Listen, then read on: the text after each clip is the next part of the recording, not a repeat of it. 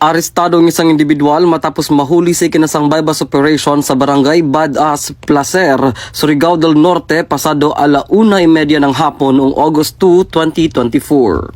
Matagumpay na nisagawa ng mga operatiba ng Special Operation Unit 13 sa pamumuno ni Police Colonel Warren E. Dablo, PNP DEG SO13 Commander at iba pang law enforcement agencies sa isang bypass operation noong August 2, 2024 sa may Barangay Badass, Placer, Surigao del Norte na nagresulta sa pagka-aresto ng isang high-value individual at pagkakumpiska ng pinaghihinalaang illegal na droga at iba pang mga drug paraphernalias.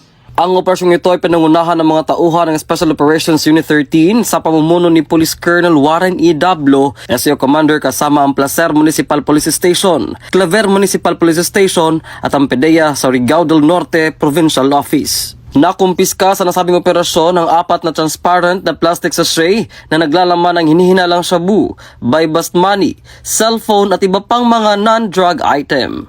Kinilala ni Police Brigadier General Eleazar P. Mata ang narestong suspect na sila alias Lolong, 38 anyos, isang high-value individual. Ang narestong suspect ay nabasahan ng kaniyang mga karapatan sa wikang kaniyang naintindihan at ito ay dinala at pansamantala nakapiit sa detention facility ng PNP DEG SO13 habang hinahanda ang kasong maaring ipataw laban sa kanya. Kasalukuyang nakahimpil sa Placer Municipal Police Station para sa kanyang tamang disposisyon.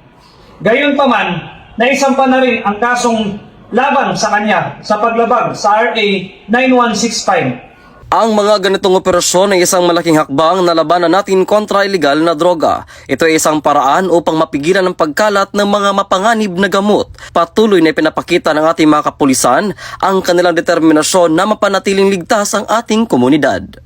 Sa mga nais magsumbong, maaari kayo mag-text o tumawag sa mga numero na nasa screen. Dahil dito sa Bagong Pilipinas, ang gusto ng pulis, ligtas ka. Mula sa tanggapan ng PNP Drug Enforcement Group, ako yung Police News Network Correspondent, Patrolman Justin Mamolo, alagad ng batas, tagataguyod ng balitang pulis.